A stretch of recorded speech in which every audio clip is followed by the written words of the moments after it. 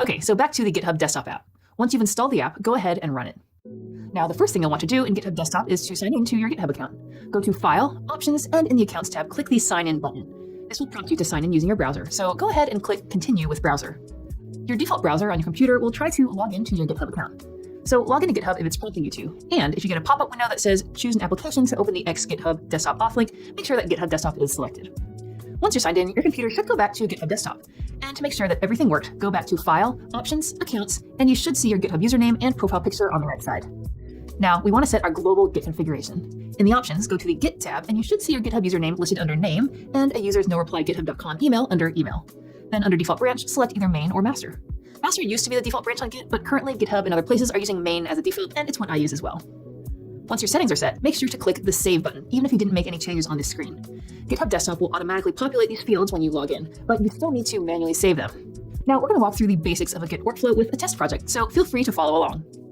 So first off, we want to create our repository. Go to File, New Repository, and then in the name field, write the name of your test project. GitHub repos need to be named a string without spaces, so usually you'd use hyphens between words. For example, I'll be naming this test-repo. The description field will let people who see your repository on GitHub know what it's all about. The local path is a folder where you want to create your repository. I use Windows and generally put my repos in the Documents GitHub folder, but you can choose another location if you prefer. Then check the box asking if you want to initialize this repository with a README file. This file lets you write a more detailed description about your project that will show up on GitHub, and you can always edit it later. This is optional, but in general, it's a pretty good idea to have one. The Git Ignore field lets you select types of files that you don't want to add to the repository. I usually leave this at none and then ignore files later on while I'm coding, and we'll get to this later in the video. The license field tells people what they are allowed to do with your code in the repository. Since a lot of open source exists on GitHub, most people select the MIT license, which allows people to copy, distribute, and modify your code. If you leave it blank, your project will be licensed with standard copyright. You can read more about open source licensing at choosealicense.com. Now, once all your options are selected, click Create Repository. It may take a few seconds, but GitHub Desktop should create and automatically load the new repository. Now let's take a look at the desktop app.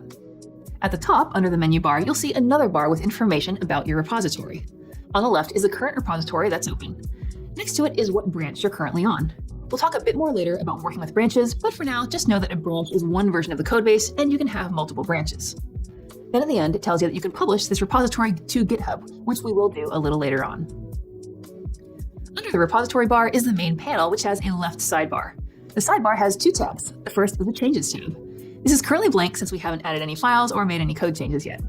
And the History tab, which has an initial commit with the files generated by GitHub Desktop when we first created the repo. If you have the Changes tab selected, at the very bottom of the sidebar is the Commits panel. A commit is the save point that you can create during development that includes a set of code changes that you want to track. Let's start making some code changes to see what happens in Git. In your VS Code, go to File, Open Folder, and select the location where you created your GitHub repository. Now, if you see an alert message from VS Code saying Git not found, what this is doing is asking if you want to download the original version of Git that runs on the command line. You can either dismiss the alert, or if you think you might use Git on the command line at some point, you can click the Download Git button to download and install it. If you do decide to download and install Git for the command line, I'm going to show you the settings that I use for Git. Now, for most of the settings, I'll go with just whatever is pre-selected. But most importantly, for the default editor used by Git, I set that to VS Code instead of Vim because I like VS Code. And the other settings is for the name of the initial branch when you're making a new repo. I want to override the default branch name and use main. And for everything else, I just hit the next button and then finish installing. Now, let's create a new file. Click the new file icon in the left sidebar and create an index.html file. In the file, use an exclamation point and tab to use Emmet to create boilerplate HTML markup, and then save. When you go back to GitHub Desktop, you'll see in the left sidebar, under the Changes tab will be the index.html file. And there's a green plus icon on the other side. This means Git has detected a new file and wants to add it to your repository and track any future changes. On the right panel, you'll see the actual code changes that you made in the file. Right now, we've added new code, which is why the lines of code are highlighted in green. You'll also see a checked checkbox to the left of the file name. Checking this box will stage the file, which means that you want to include this file change in your next commit. Now, let's create our commit to add the index.html file to the repository. In that bottom commit section, there's a field where you can add what we call a commit message describing what the change is.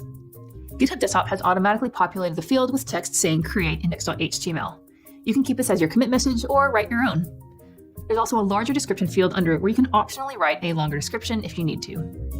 Then at the bottom is a button saying commit to main. This means that clicking it will create a commit on your main branch. This matches the current branch up at the top of the main panel. Click the button to create the commit. After we commit, the Changes tab is now empty. And if we click on the History tab on the left, we'll see that the commit that we just made, along with the code changes from that commit.